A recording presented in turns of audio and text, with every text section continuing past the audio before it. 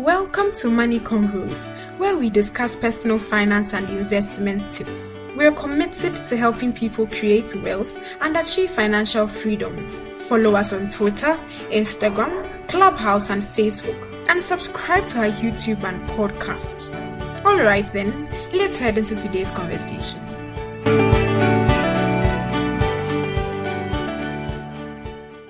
Hello everyone, how are you doing? Hi, Elikim. I'm good. How are you? I'm great. I'm good. Hi, Mimi. Hi. And to our special guest today, we wish you a warm welcome to Money Convos. Hi Marianne, how are you doing? Hi. Thank you. I'm fine. Thank you. How are you? How's everyone else? I'm doing good. Sounds like everyone is doing great. So, today we are going to be talking about divorce and money. Pretty straightforward. I'll bring Prince up because I'm feeling lonely up here, Prince. Come join me. So today we're going to talk about divorce and money. We are going to talk about what the law in Ghana says. This conversation has been triggered by some news that came out in the last couple of weeks, and I was just doing some research, and it seems the matter is plenty, but we want to stray away from people's opinions, what's fair, what's not fair. We want to just stick to what people who are divorcing can expect when they go through the process in law. We want to talk about the implications, the financial implications especially. There are many angles to it, but at Money Convos, we talk a lot about money, and we want to handle just the financial side in this conversation. This is one of those conversations that if we start and we don't put some focus points on it, we won't finish today. Mimi, I guess you can attest to this, Mimi and Prince. So, we just want to keep it focused and talk about the money side. We have here joining us Marianne. Marianne is a lawyer and women's rights advocate. She has a lot of experience in the legal field, so we'll be relying on her to share her expertise with us. Without much ado, we'll get into it. Marianne, do you have any opening comments that you'd like to share with us before we get into some Q&A? Not exactly. Thank you for having me here. Good evening to everybody and to everybody else who's listening. I'm going to be doing this with my baby, so you'll be hearing her in the background every now and then. So, welcome everybody, and then I hope it gets as interactive as I'm hoping it will be. Okay, great. Don't worry about the backup choristers. We are very used to them. Mimi and Sarah usually come with the guest speakers, so we like the comic relief that comes with them. All right, so let's get into it. For the focus of this conversation, let's assume the marriage has broken down beyond reconciliation. I think that's the term that's used legally, right? Broken down beyond reconciliation. So, first we want to ask, do you know about the divorce rates in Ghana? I know in the US they say 50% of marriages fail or end up in divorce. Is there any such statistic for Ghana? I know that Ghana Statistical Service did a survey sometime last year and reported that Ghana has an average of 500,000 divorces a year and then 400,000 separation cases a year. But with regards to the ratio of marriages to divorce, I think it will be a difficult thing to say because of the kinds of marriages we have in Ghana and the fact that not all of them are registered. And then also during the divorce process, not all of our divorces end up in courts for them to be registered. And so it will be a difficult thing to say. But looking at if the figures are right, 500,000 divorces in Ghana a year should tell you something. Oof, that's a lot. 500,000. That's a lot. I'm wondering how there are divorces that don't go through the court system. Can you shed more light on how that's possible? Yes, to a large extent, it's because of some of the type of marriages we have. especially the customary law marriage, where most of the customary law marriages we have in Ghana are not registered, even though they are legal. And so a lot of people feel, oh, I did, in quotes, home marriage. They call it fiawarie or shiagbla. And in other languages, in other Ghanaian languages, mean the same thing. So then they feel that when they are having a divorce, even though legally it is only a court that can grant you divorce in Ghana, they feel that, oh, we didn't have to go to court to register our marriage, and so we can just return the drinks to signify that the marriage has ended. And so a lot of them do that. And because of this, the person is divorced but is not registered or didn't go through the court system. So in this case, would the Same can be person said for Islamic be marriages as well. okay? Come again. Same can be said for Islamic marriages. okay. Okay. So can it be said that if people who gets married through traditional or religious means um do their divorce in the traditional religious means that they started off with, um is it can we say that in the light of the law they are still married? Um, I think it will be a question of facts instead of a question of law. So I cannot give you a yes or no answer. It will depend on the individual case.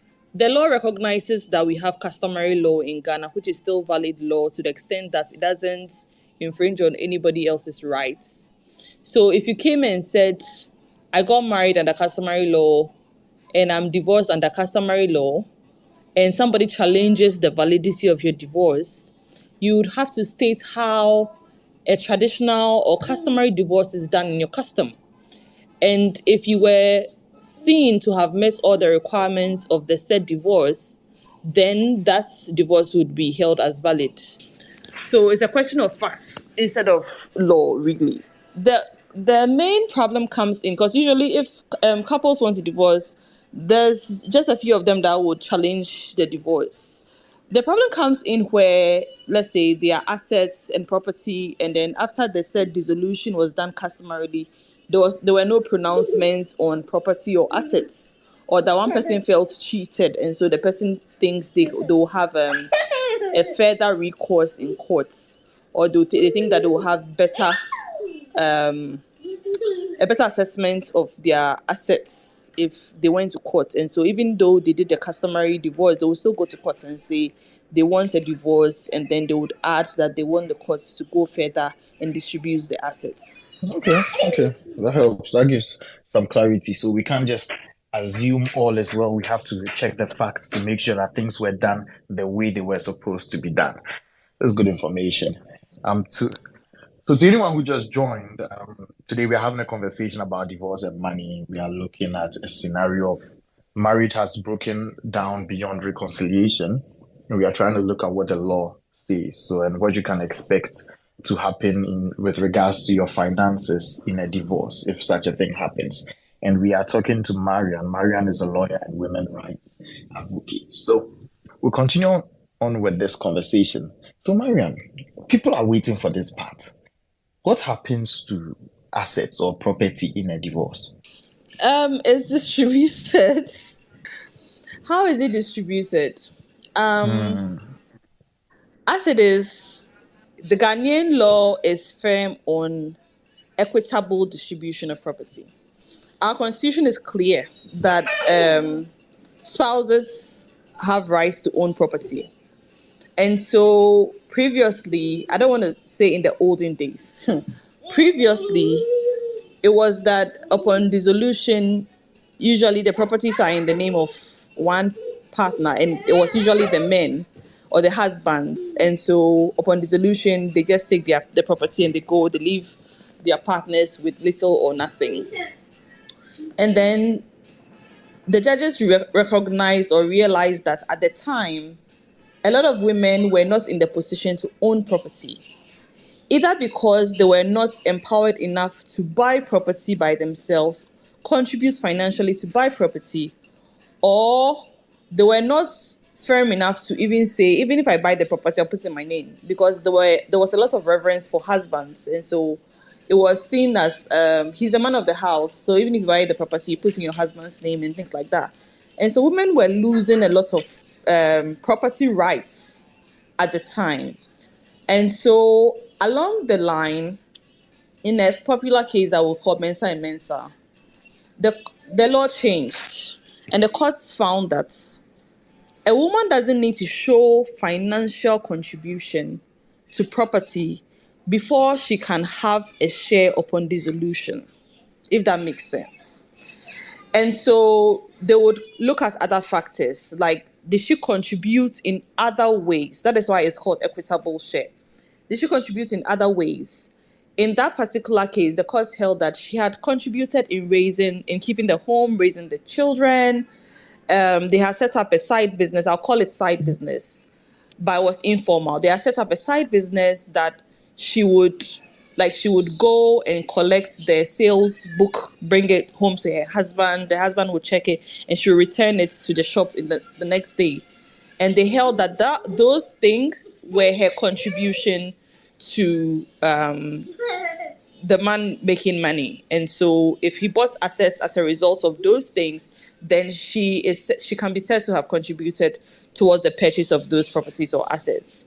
Mommy. At the same time, too, the courts have said that if your partner is giving you, and this is gender neutral anyway. Mommy. Yes, sweetie. If your partner is giving you peace of mind, she's playing her role at home to make sure that you come home to a peaceful home, to a home cooked meal or whatever, that she's warming your bed, anything that the ordinary Ghanaian would say were the duties of a wife, and she was doing them diligently, then that was also contribution towards giving you peace to be able to make the money that you said you made to purchase those properties or acquire those properties. And so currently, the law is that it's equitable share. However, the law has developed from there. And so with that first case I just spoke about, it was 50-50 share. So if the man had 2 houses, the woman was going to get 1. That is considering that the value of both houses are the same, because it has to be 50-50. But since then, the courts have also recognized that it is not so. Previously, the law was that if the said property was jointly acquired during the pendency of the marriage, then you share it 50-50. But since then, the courts have recognized that the fact that I'm married to somebody doesn't mean that I cannot own my individual property.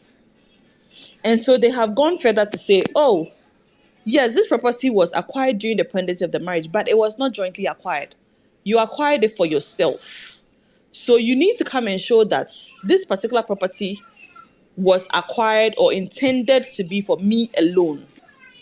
After that, the court has also said that the equitable property doesn't automatically mean 50-50. So you need to come and prove what percentage you claim that you have in the said property. So if you think you have 50% share, come and show us why you have 50% share.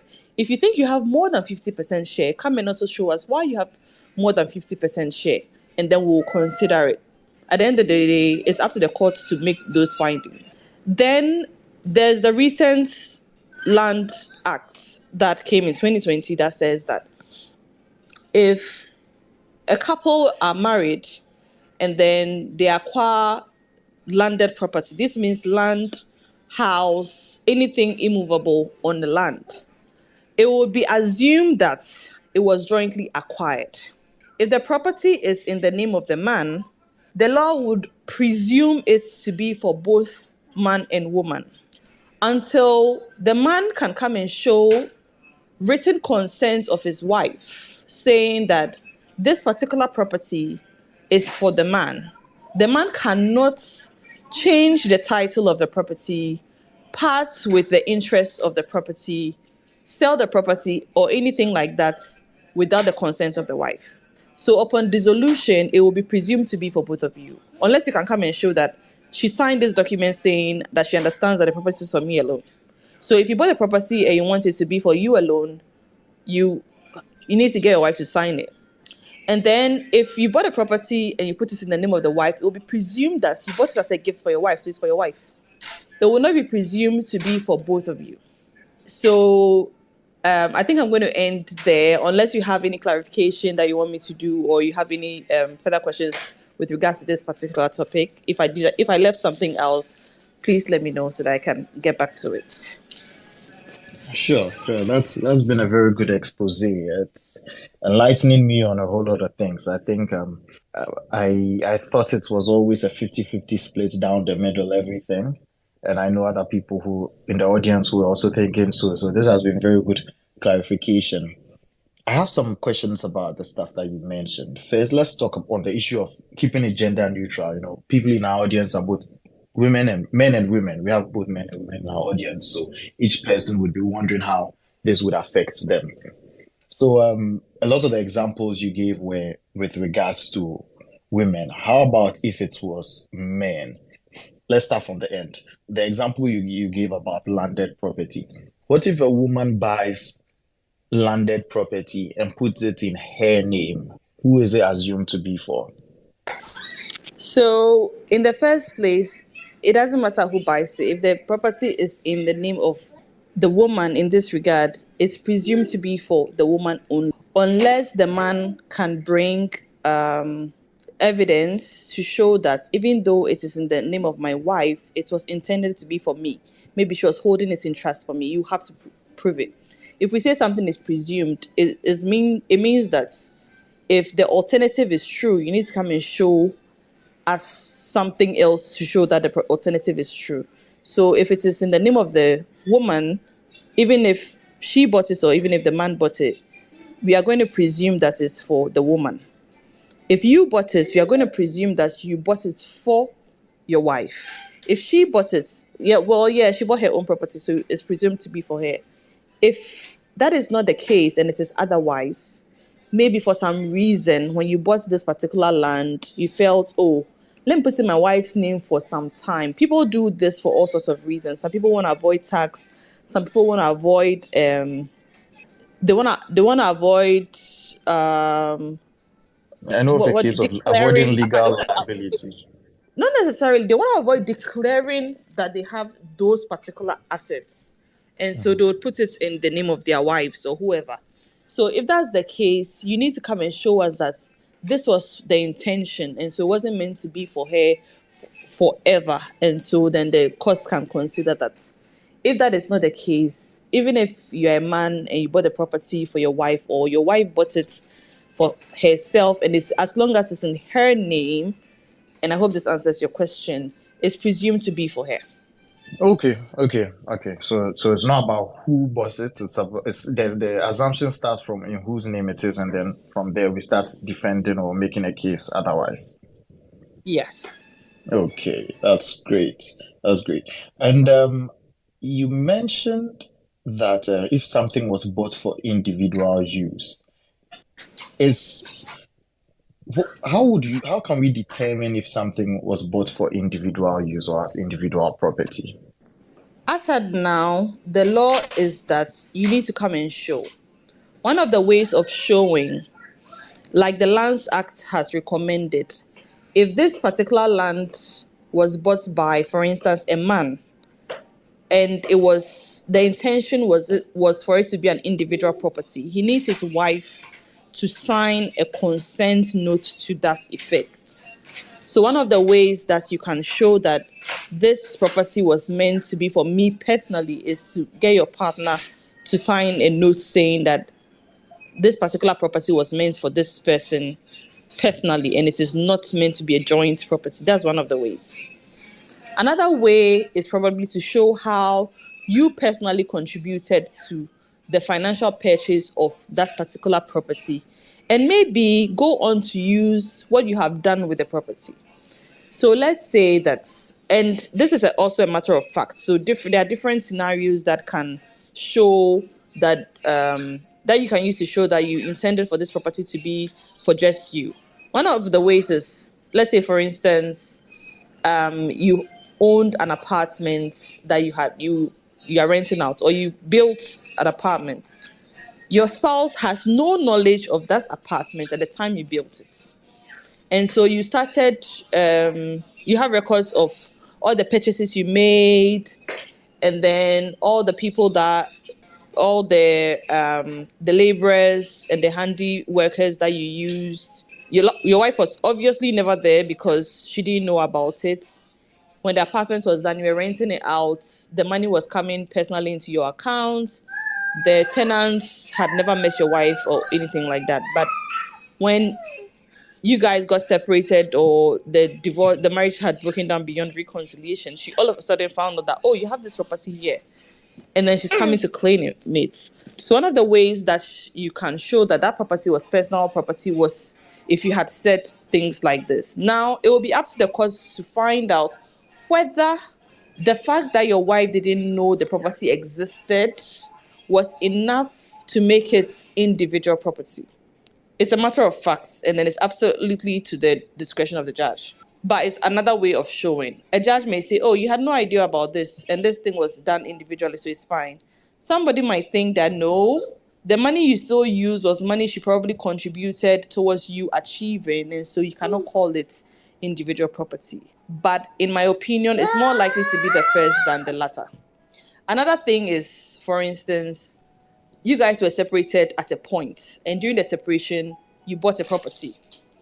That property cannot be said to have been jointly acquired because maybe for all intents and purposes, the marriage had ended during the separation, but for some reason, you guys got back together.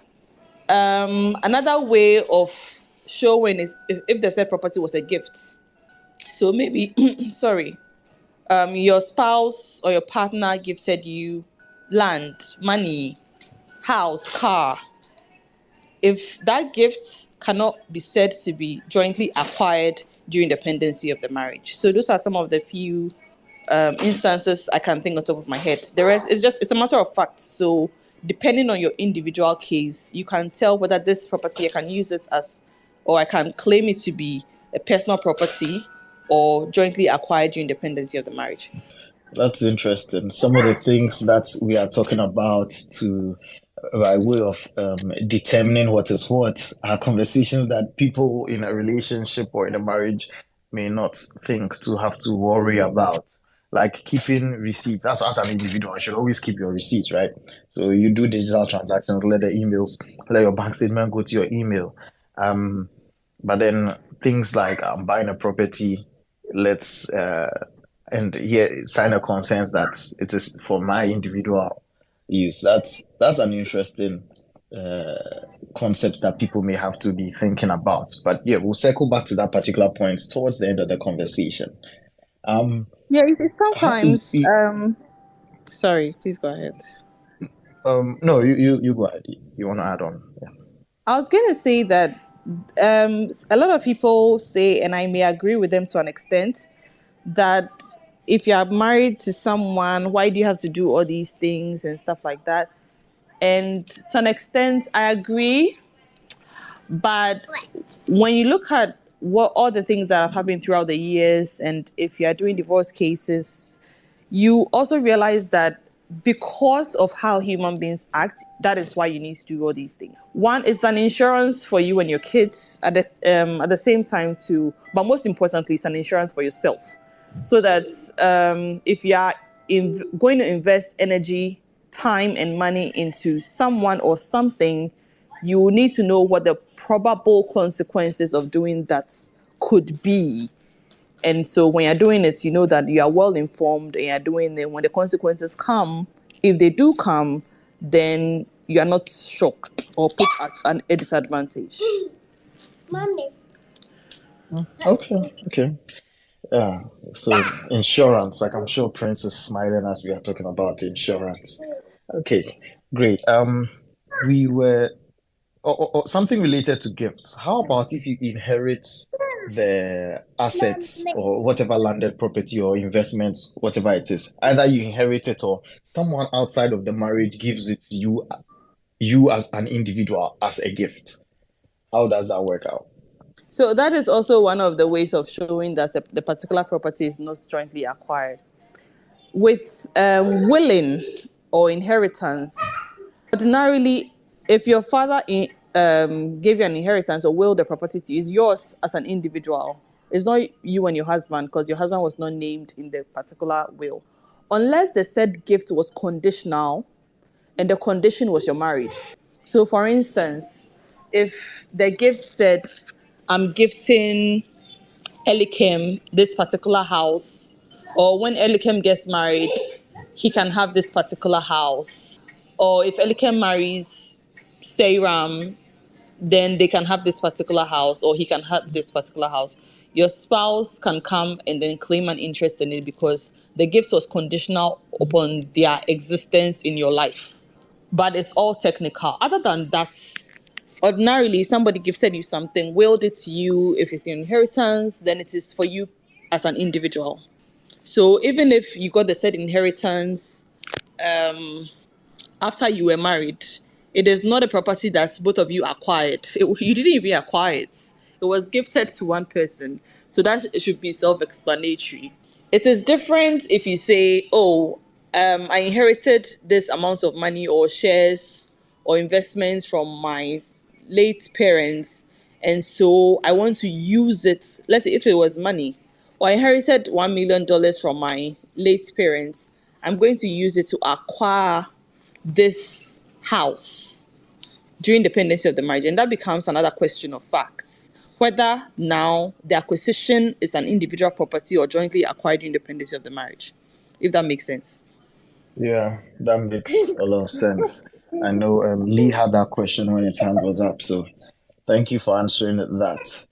As you are giving these examples, I can see some people in the audience who are tapping into some of these examples. Not the divorce part, but the conditional marriage. Just imagine somebody says that if you marry my daughter, or if you marry this, if you marry Seram, or you marry ML, or you marry Mr. Bakley, you will inherit some $1 million. I think some people are trying to tap into that prayer and Oh, that it's wish. happened in Ghana.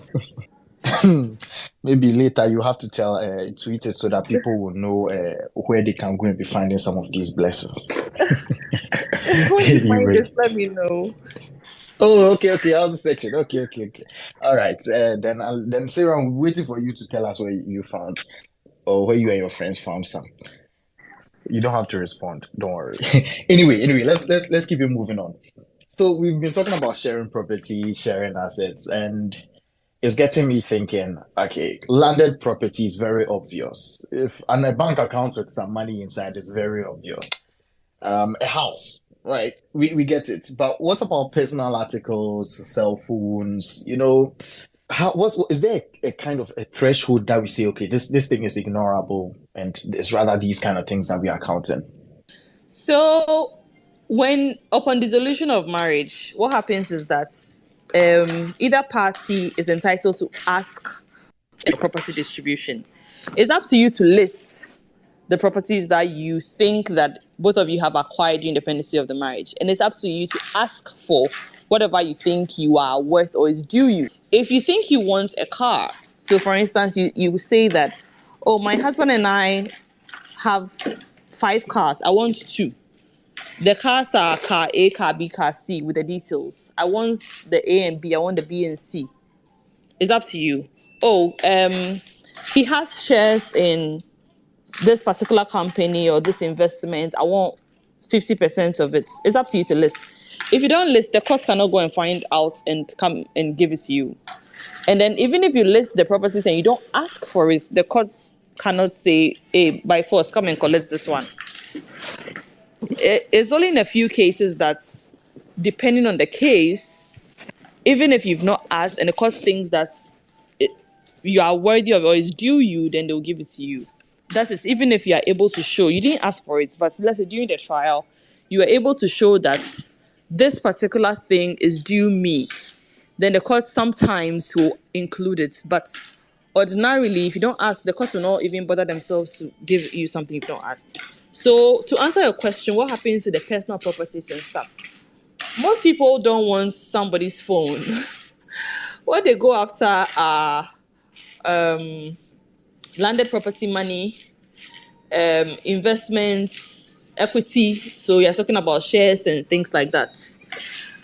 But personal property like clothes, well, I have seen certain cases where someone has asked for fabric. So the person said, we bought or this person has X amount of bales of cloth. I want half of them. And in this particular case, it was a man telling the court that he had a certain number of pieces of cloth in his house, and he said his former wife to be had taken possession of them, and so he wants them back, or he wants half of them. So things like that. So it depends on you, whatever you are listening, or whatever you think that you want to ask for. Okay, that's interesting. And you mentioned something earlier that if the partner, or in the example you were giving, you were saying it was a woman. The woman can, if the woman can demonstrate that she contributed to the earning, not quoting, but that's the understanding I got, how that money was earned or how the asset was bought.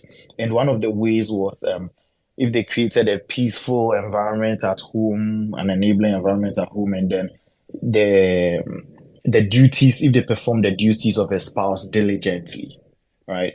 So you said that those were some of the criteria to see contribution. Does it work both ways? And also, can somebody contest that, oh no, the other party actually didn't give me peace of mind. The other party did not help in any way, and the other party may have even distracted and harmed my earning capacity. So the other party really doesn't have any claim on these things. Yes, it definitely works both ways. The law on financial contribution or property distribution is gender neutral. And so, as long as you are the party claiming from the other party, if party A, who is male, is claiming from party B, who is female, he will have to show how he contributed to the purchase of such property. And then we also have the presumptions that I've mentioned earlier. If the presumptions don't count, and then he cannot show how he contributed financially, you have to show otherwise.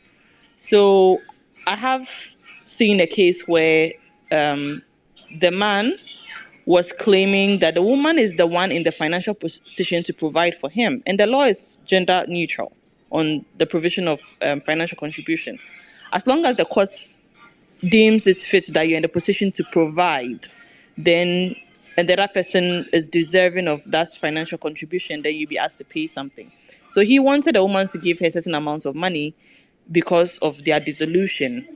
And then he also wanted some of the personal equipment in the house, like washing machine, TV, things like that, which he felt that he was due him, or if it didn't come to him, it will cause him hardship. So yes. And then the second part of your question was whether the other party can contest it. Absolutely. It's done all the time.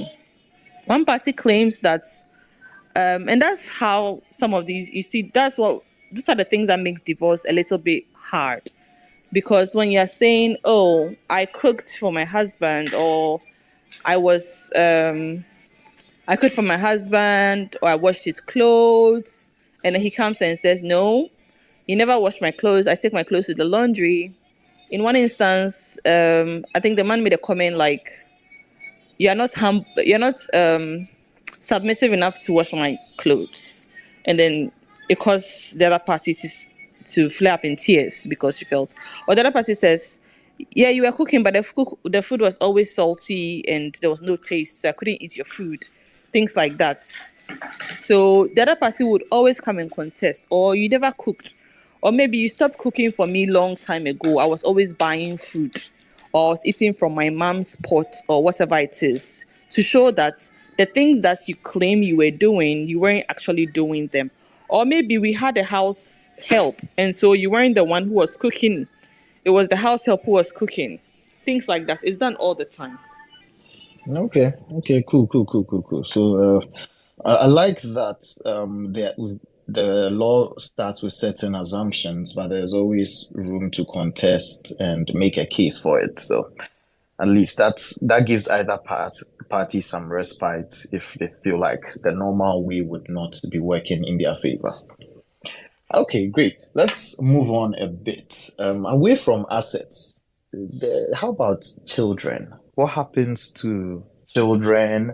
What happens to expenses related to raising children? Well, the reality of this part is that the law is a little biased, or should I say the practicality of the law is a little biased, in the sense that what happens to children who are very young are presumed to be given to their mothers, especially girls, until, if the man is asking for custody, he has to show reasons why their mother is not an ideal or the right person to have custody, and maybe he is in the better position to have custody of them.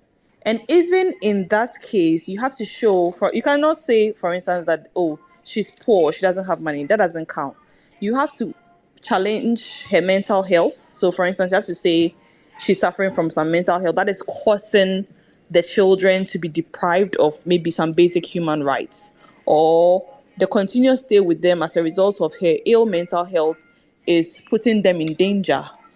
Or you say that she's being negligent, and so if the kids are with her, the kids end up on the streets where they are in danger, or the kids are being abused by other people because of the fact that they are staying with their mother.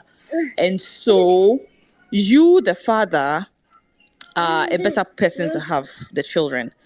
And legally, children, the first people to have custody of the kids is their parents. And so if it's not the mom, it's the dad. Preferably or ideally should be both at the same time, but we can't have an ideal situation in this case, so it's either mommy or it's daddy. Now, if daddy is challenging mommy's competence to have custody, and assuming the court is going to consider that, he also has to come and show that, for instance, he doesn't live alone. And that is something that is not required of the mothers. That's why I said with this particular question, the law is a little bit biased. One of the reasons is this. The fathers usually have to come and show that they are either remarried, so they live with another feminine figure, or they live with their mothers, or an elderly woman who can help them raise the children. Usually it helps them to have custody in their favor. Now, with regards to money or how finances with regards to children are done, because ordinarily the women have custody, the men have a lot of financial responsibility placed on them to be able to provide maintenance financially for the upkeep of their children. And so you find that even though parenting is a shared responsibility, the courts do not deem. So let's say if it's going to cost you 1,000 cedis to maintain your child a month. This is going to be an example. The law does not see it as, oh, because parenting is a shared responsibility, both parents should share a 500 cedis, because one parent has custody, and so they are going to do other things besides the things that the 1,000 cedis would buy. They're going to be bathing the kids, feeding the kids, cooking for the children, making sure that the children are in bed. The other domestic things, or taking the kids to school, things that go beyond financial expenses of raising a child. And so most of the time, that's 1,000 cedis, or majority of that 1,000 cedis burden is placed on the fathers who do not have custody of the children. Even in cases where the fathers have custody, if it is shown that they are the ones in a better financial position to provide, and the law is biased in this particular case, the fathers are usually the ones to provide for the financial upkeep of their children, unless the fathers come and say that, me, I'm not working. It's their mom who is working and she makes all this money, so she's in the better position to provide. Then the laws will say, okay, fine, then she should give the money. But in most cases, the burden or the responsibility is placed on the fathers to provide majority of that money that is being used to take care of the upkeep of the children every month. And so in divorce cases, you find that maybe one party would ask the court to order for a certain amount of money to be paid by the fathers for the maintenance. So they can ask for, let's say if they ask for 1,000 and the court deems the 1,000 Ghana fits, the court can order for the 1,000. If the man responds and says, oh, maybe I'm a laborer, I cannot afford 1,000 cedis a month, this is how much I can afford. In some cases, the court will say, okay, both of you should bring your income and expenditure so that we can see really what your income is, how much you are spending, and then in the court's opinion, how much you can afford to provide to the child. If the court thinks that you cannot provide 1,000 cedis, they can order you to pay less depending on their discretion. Apart from maintenance, the fathers are also usually ordered to provide accommodation. So if you do not have your own accommodation, then you are asked to rent accommodation for your children. And this includes their mothers, because obviously the children cannot live there by themselves. And it's biased, but that is what the reality is at the moment. All these things that I'm saying, it can be rebutted if the other party comes to court and says she is in the better position to provide accommodation. If the court looks at it and says, okay, that's true, then it is done. But majority of the cases, and generally, the responsibility is placed on the shoulders of the fathers to provide accommodation for the children. Accommodation, school fees, and school fees related expenses, medical bills, and medical related expenses, maintenance for the upkeep of the children at home, and then bills. So all these expenses are usually placed on the shoulders of the fathers. Okay, that's interesting. And just a quick follow up on that is these expenses, and you just listed some of them. The does the if what if somebody wants medical expenses? You could go to a government hospital with NHIS, or you could go to a very expensive hospital that would charge 10 times the cost. Does the court determine which is reasonable? Or the So mother can say, well, this is my preference, pay. all these things are a matter of fact. The court will look at, if children are involved, the court looks at what is the best what situation is in the best interest of the child, not what is in the best interest of the mother, not what is in the best interest of the father, but the child. So for instance, there was one case I had where the man was a very wealthy man. He was my client at the time, and then the woman was not working. The woman came to court. They had one child who was a baby, less than 1 year old. She came to court to ask for a monthly maintenance of 4,000 cedis, which I had never heard of, even till today. And then other things. Even though the court didn't order the man to pay 4,000 Ghana cedis, the court acknowledged that you had lived in a certain position or put that child in a certain home, that you cannot bring the child to a disadvantage because of your dissolution. And so you need to keep up that lifestyle. And so if the party demanding the maintenance can show that that's amount of money I'm demanding in your particular case, maybe you were always sending the child to, for instance, Nyaho Hospital. And then now because of the dissolution, you're coming to tell the courts that you cannot provide Nyaho Hospital. You want the child to go to Kolebu. The cost is definitely, and then nothing has changed in your circumstances. You're earning the same. The only thing that has changed is that you are divorcing your child's mother. Obviously, the court is not going to allow that. But one of the advices that lawyers usually give their clients is that put your child on health insurance. So if it is public health insurance, that's the NHIS, that's fine. It's acceptable. That is what you can afford. A lot of people also have their employers putting them on private health insurance, and it usually covers their children. And so that also works, so that you don't have to be paying medical bills every time your child is sick and goes to the hospital. So you have some medical insurance covering them, and that also takes care of that responsibility of you having to pay medical bills. The same can be said for schooling. So a lot of this dispute that arises is as a result of school. Person A wants GIS. Person B thinks I can only afford a badly basic school. So what happens? Usually the course will look at what school was the child attending before you guys decided to split up. What was the school fees like? Maybe person A is saying, oh, now because I've moved away, the child needs to change schools. That is why I want GIS. But if we look at what was the previous fees, the previous fees was 2,000 cedis a term. Now, the new school you want to take, the child is asking for 10,000 cedis. And then the father says, I cannot afford 10,000 cedis a term. And then you say, okay, pay the 2,000 cedis a term, I'll supplement it. Then there's no problem.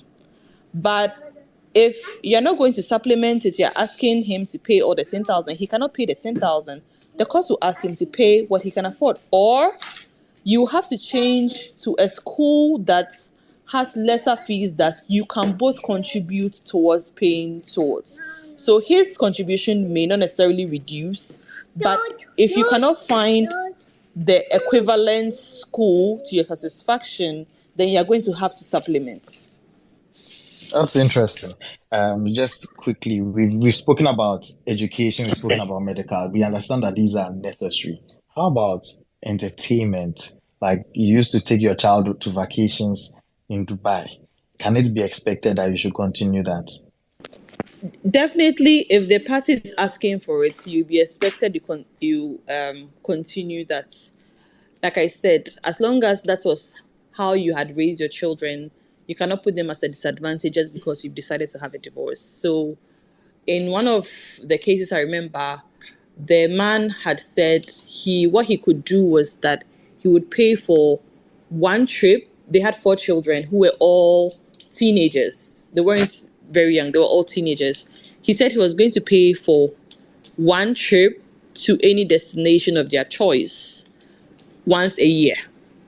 And that would include his ex-wife because the children couldn't travel by themselves or whatever it is. So that's an example of what could happen. If the other party is going to ask the courts, maybe the kids have to go to summer holidays or, like you said, Dubai, whatever, every year, or we go twice a year, but I'm asking him to pay once a year, I'll pay the other one. And the court looks at it and looks like, see, that's the life you give your kids and you can afford it, so I'm going to grant it. Then you'll be ordered to do it. It is not because of the divorce that your kids should be disadvantaged. Oh, that's an interesting one. That's interesting. And especially the fact that the children can't go alone. So, you'll be funding a nice trip on vacation. Okay. Speaking of the what could happen with the wife, is there any scenario where the the woman can see, or in fact, gender, let's keep it gender neutral. One party can say that, okay, this part is not about children, it's about me. I have to maintain a certain lifestyle, so you have to fund that lifestyle, even though we are not together. Is that possible? Most of the divorce is not about children, it's about the couple. And so there's something that we call maintenance for couple. It's not very common lately because there's a belief that if you're having a divorce, the other person doesn't owe you anything. But if you can show that the divorce is going to put you at a financial disadvantage. So for instance, let's say before you met your husband or your wife, you were working, and then as a result of your marriage, you are no longer working and on your spouse, and this is neutral. You have to rely on your spouse for money. You have to rely on your spouse for your travels, for everything. Before you even get food to eat, you need to rely on your spouse to give you some money. And now they are divorcing you. So you're telling the court, no, I need him or her to maintain me with X amounts of money so that I can maintain this lifestyle until maybe the dissolution of the case, or until judgment is given, the dissolution of the marriage, or until I can find a job, or until I'm remarried, or whatever it is. In some cases, they would ask for maintenance in the meantime until judgment is given. And after judgment, they're asking for alimony or financial contribution. That, in their opinion, can afford them that lifestyle for a while, maybe until they decide. It won't be forever. Money runs out. So until they're able to get somebody else or something else to fund that lifestyle. But it's possible. Just that you need to show a lot for the court to be able to make that consideration on your behalf. It is not as simple as just saying, Kojo Menu or Adra Mansa should give me $10,000 every month so that I can live a bougie lifestyle because he or she is divorcing me. No, you need to show why that person owes you that responsibility, and that that person can also afford to give you that amount of money. Wow, this is interesting. I'll take a pause here to remind our audience, in case you didn't join at the top, we are talking about divorce and money. We have a lawyer, Marian, and she's here with us. She's a lawyer and women's rights advocate, and she's telling us about what you can expect in a case of a divorce. And so we are talking mainly about the financial aspects. We've talked about how children will be supported, how assets will be dissolved. We even spoke about the types of marriage and how they are dissolved, even if it's not, I think the term is ordinance, even if it wasn't done in with a court signing or something like that. Okay. So in case you missed all that part, please go back, listen to it here on Twitter or anywhere you listen to your podcast or on YouTube. It should be up in a couple of days. I trusted Dennis would ensure of that. And tell your friends to come listen to, because serious bars are dropping here. Serious bars. You don't want people to miss out on it. So, Mariam, you just in the last couple of minutes, we've been talking about some pretty exciting, and I put that in air quotes, scenarios. And I know some people in the background are like, hey, so I'm going to fund somebody's life, or it's possible that I may end up funding somebody's lifestyle, taking people on trips and things to maintain some kind of lifestyle. And people are like, no. Even share my assets, it's an epa, so I'm not gonna do it. What are some of the consequences of people not going by the judgment of the court, in case anyone is trying to think of being stubborn? In case of marriage dissolutions or divorces, when the court has given an order, let's say Kofi or Adra should pay to Kofi 200,000 cedis or $1 million, and Adra decides that I won't pay, or Kofi decides that I won't pay, or the court asks that you give your spouse some money for your kids or school fees or something, and you decide that you will not do it. If it is money, what is going to happen is that your assets could be sold to recover the money. If the money is in your account, or we have reason to believe that you have some money in your account will be garnished. Your bank managers will be instructed to pay all the monies in your account until the judgment debt is recovered. Or if you have any landed property anywhere, it could be sold and the money recovered. They will keep selling until they can recover all the money. If they sell and it is more than the money, they will take their money and give you the rest. It doesn't matter if it's about your child or it's about your spouse. And so as long as any property or assets can be touched, they will touch it and then they will sell it. Alternatively, alternatively to if you flout any court order, you may be cited for contempt. That means that you could go to jail or be fined, or both. And then still they'll sell your property and still take the money. Oh, okay. So stay at home and let them sell your property. Don't risk going to jail and letting them sell your property. Okay. That's an interesting one. So please, in case you were listening to all this and saying that, wow, this is so daunting, how do I run away from this? Beware. The arm of the law is long. It will catch you. All right. So we'll start wrapping up shortly. I just have a few questions more left, and I see some messages are coming through. So if you have any questions, just drop a message, and I would ask your question in case it's not already been answered. As people are, so Marian, back to you. As people are thinking about all these implications, and of course, we all go into marriage hoping that it's till death do us part. But things happen. You mentioned some statistics from the top, about five, according to Ghana Statistical Service, about 500,000 divorces in a year, and that's not even counting those that happen outside of court. So it happens to people. People get out of home thinking that they're gonna come back home, but unfortunately, the car will knock them or something. Something will happen to them, or they'll get stomach upset. Nothing is guaranteed in life, right? You can work towards it, but things happen. So someone may be thinking, if this is a risk, how can I protect myself from the risk, either before or during the marriage? Let's start with before. In the Western countries, I know that they have prenuptial agreements. Um, when I was in wealth management in Ghana, we were doing estates. We were trying to do estate planning and looking at doing prenuptial agreements. We spoke to a couple of lawyers, and effectively, it's unenforceable. But this was a couple of years ago, so I'm curious. What's the law's position on prenuptial agreements? I thought your question was going to be how do you protect yourself generally, and prenup was not going to be one of the things I would have recommended.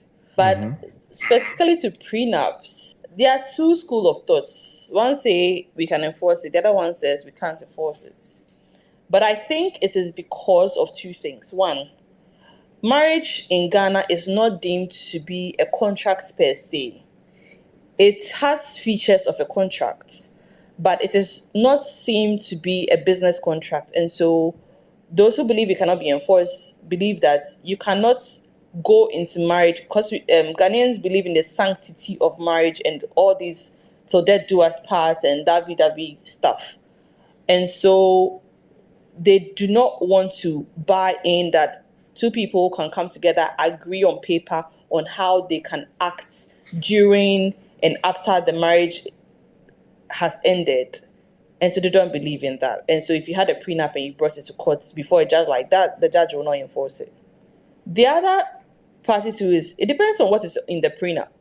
So for instance, if a prenup is a contract that you make before you get married with your potential spouse, that contract can contain anything and everything.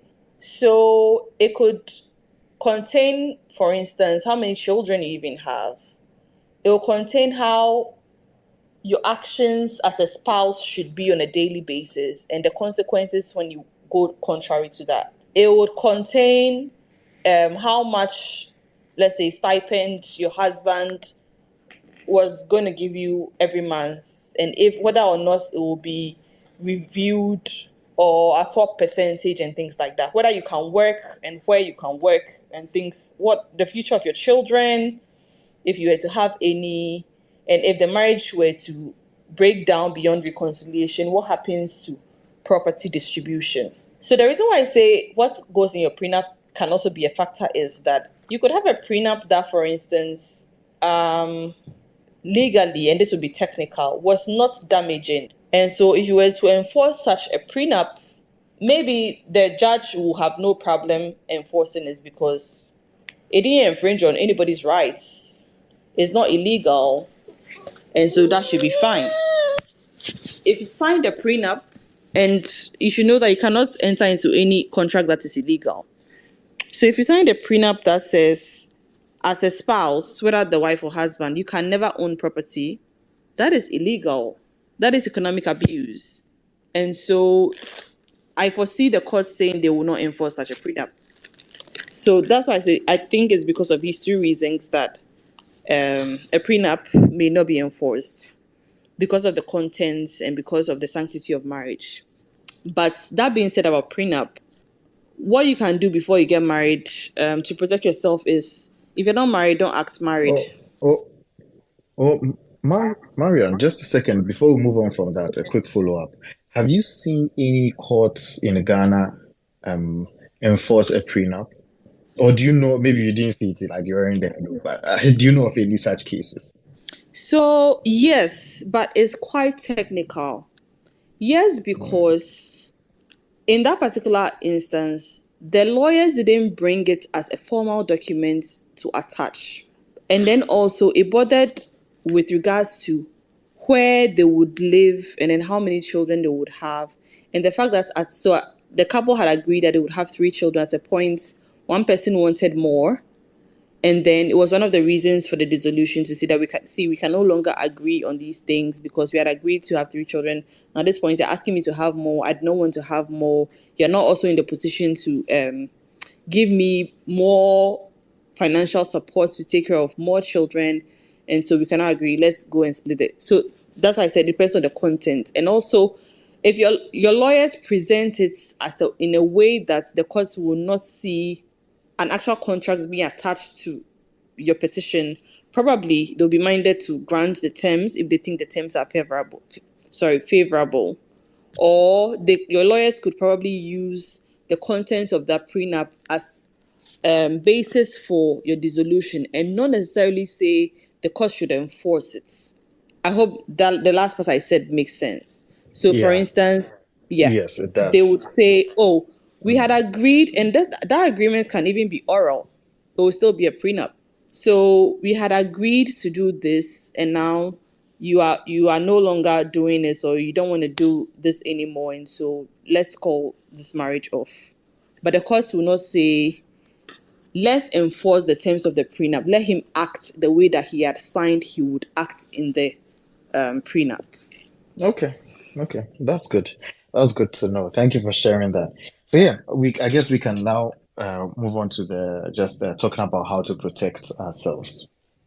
Yeah, I was saying, your question earlier was before the marriage, how do you protect yourself? So one of the things I was listening was that don't act married when you're not married.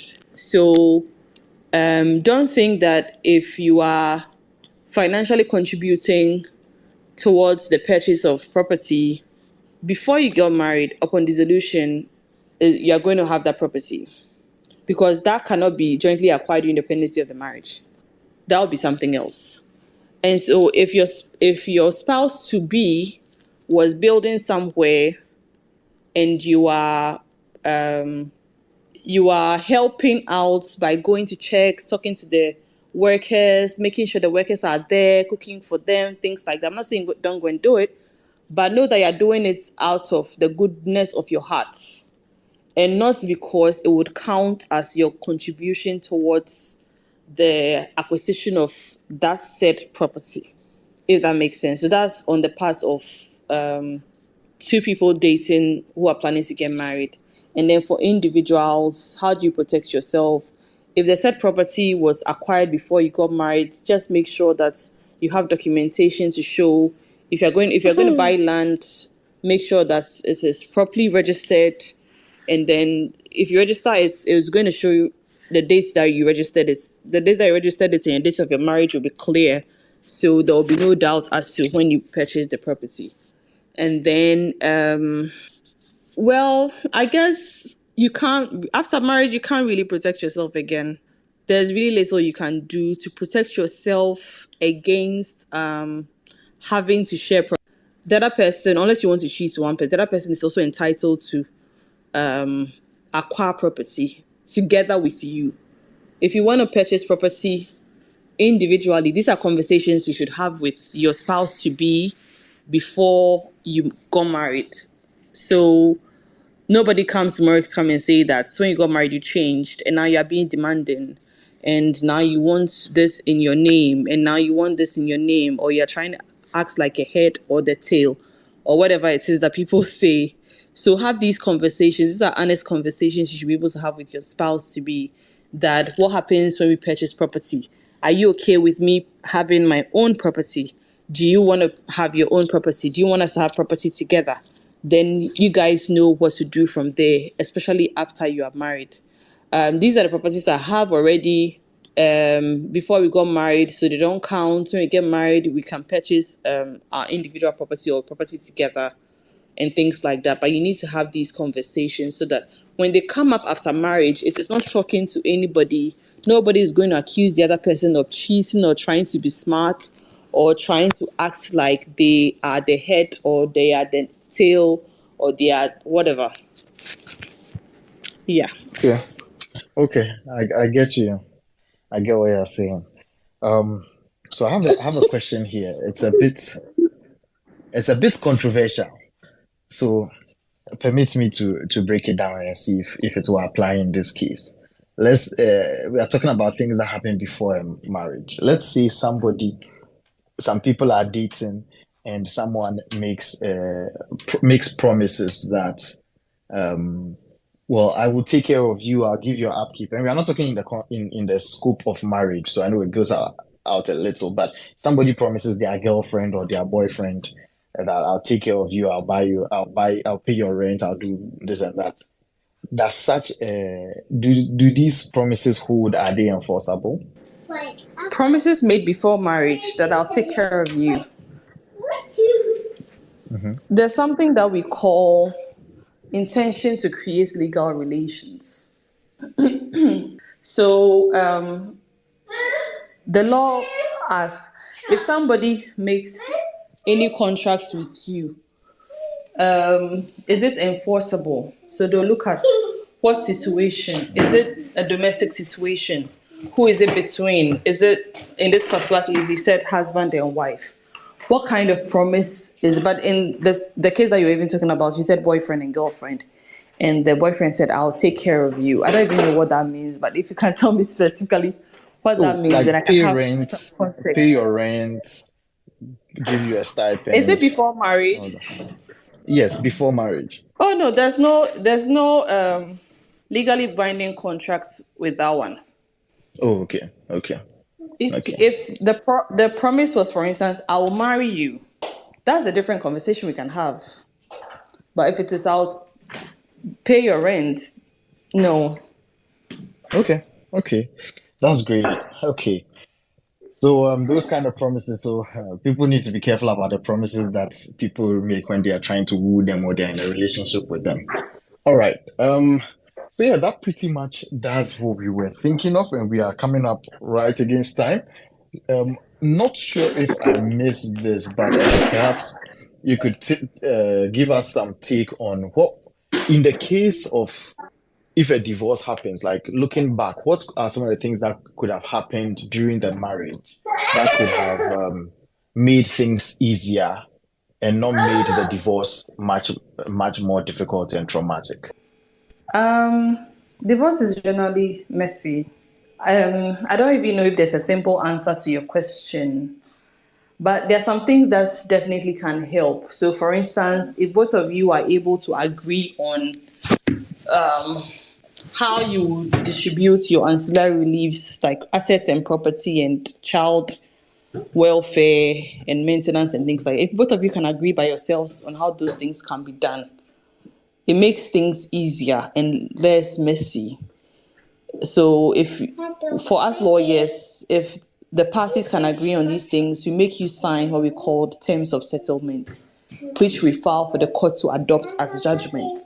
So if both of you can agree on it, the only thing left for the courts to do is to pronounce on your dissolution. Most of the courts don't belabor the point. If you've agreed on the rest, they would usually just pronounce your dissolution for you. Another thing is that helps. People usually think, oh, if we've been separated for some time, oh, we both understand that we are getting a divorce, we've been separated, it helps. It doesn't really help if you guys are still going to be acrimonious. And so when you come to court and you hear that the other person is saying this about me, you get upset, you also get emotional, you get angry, and things like that. Another thing is that when, let's say, two people want to have a divorce, and then one person files, they agree, they've spoken about it, they are okay, they are friendly people, and they say, oh, Kojo Mene, you file the petition for divorce, I will get a lawyer and respond. you need to understand that even though the two of you are friendly, the court needs to find a reason to grant you the divorce. Divorce is not something you sign on paper, as a lot of people think. You don't sign your marriage away. As at now in Ghana, we don't have that. So the court needs a reason to grant you your divorce. So if the court thinks there's nothing wrong with your marriage, they're not going to grant you the divorce.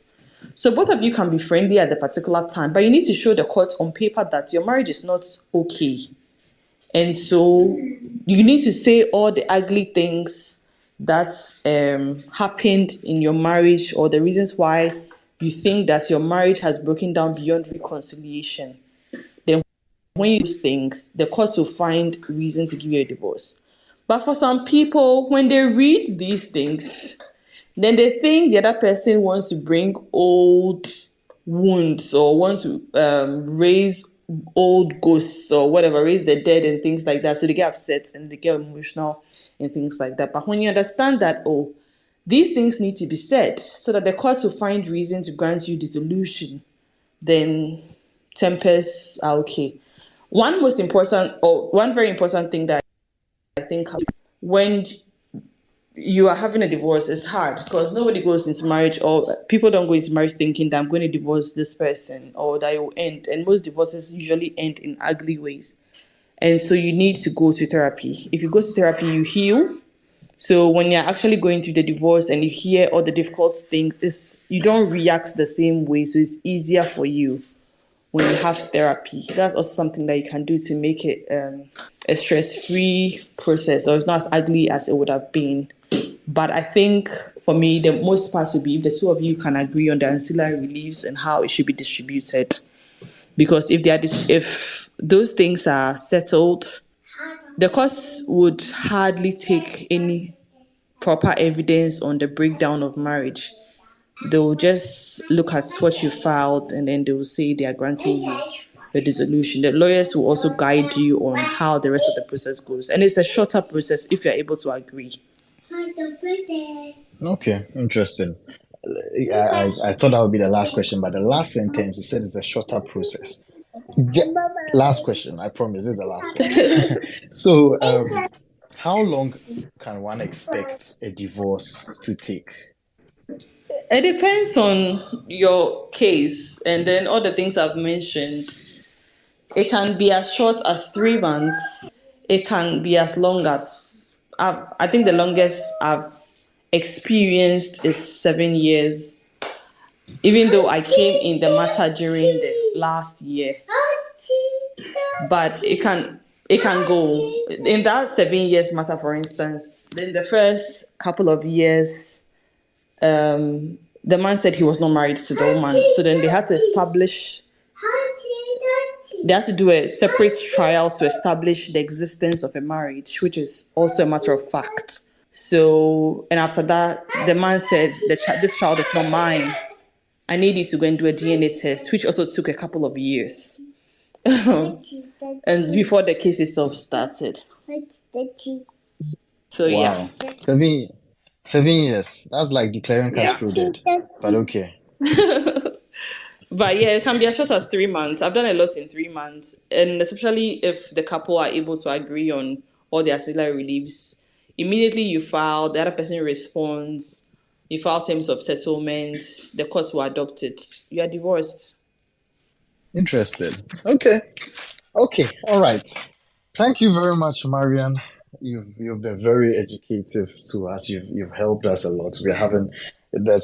I am getting messages from the background that wow, people are really being enlightened by this kind of information. It's good that people know what they get into before they even do it. We all talk about the nice rosy stuff, but risk happens, as Prince, our insurance experts, keeps telling us. Things happen. Mimi and Sarah on the investment side, and myself will tell you that even with in investments, there's no guarantee that it will happen. Buying crying, even the government didn't pay their debts. You understand? So, at this case, in life, you realize that nothing is guaranteed. So it's good that we have these conversations to understand what if. We don't like it, but what if? If it happens, this is how it will go down. So anyone who joined halfway or joined at the tail end, I strongly encourage you, go play back this conversation. I would count this as one of the most impactful conversations we've had this year.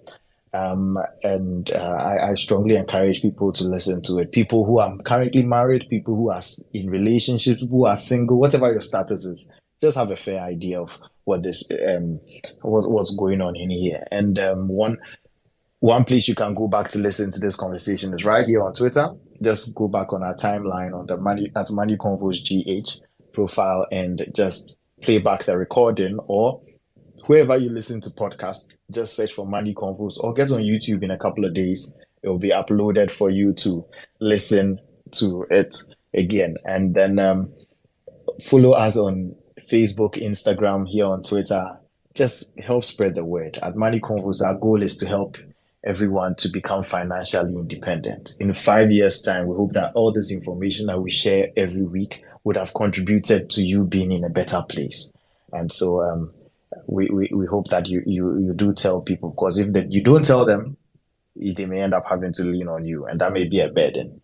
But beyond just being educated, some of these things that we talk about, it depends. Sometimes you need a professional. Today we've talked about legal stuff. If you need somebody to help you with the legal stuff, Marian, is it safe to drop a plug in here for you? Yeah, that's okay. Wow. I mean, my handle is Great. here. So my DM is open. Anybody can reach out. It's fine. great. So guys, please follow Marian and do get in touch if you have any insurance, any legal issues that you may want to consider. But please, people, it's a professional service, and Money Convos, we try to get you to value things that are good. So make sure to be willing to pay for the service. All right. Also, beyond that, other services that could help you is Investment Friend. Get on Instagram, search at investment_friend, where we don't just talk about just it depends. This is the general educational stuff, right? We talk about what's your current situation, what's your unique situation, how do you differ from the next person, and you get that kind of investment advice. So I strongly encourage everyone to get onto Instagram and follow Investment Friend. There's a lot of education going on there also. It's way more exciting than what Money Convos is doing here on Twitter. So do get there and get the help you need for any financially related situation that you're going through, or even just plan and prepare.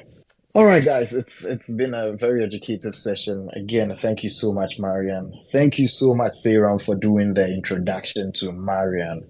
And we hope you all enjoy the rest of your week, and we'll catch you again next week, same time, 6 p.m. GMT here on Money Convos. Do take care, and bye-bye. Bye-bye. Thank you for taking the time to listen to our thoughts. I hope you learned a thing or two and start practicing. Don't forget to follow us on Twitter, Instagram, Clubhouse, and Facebook. And subscribe to our YouTube and podcast. Do tell a friend about Money Convos so we all become wealthy together. Talk to you soon. Bye.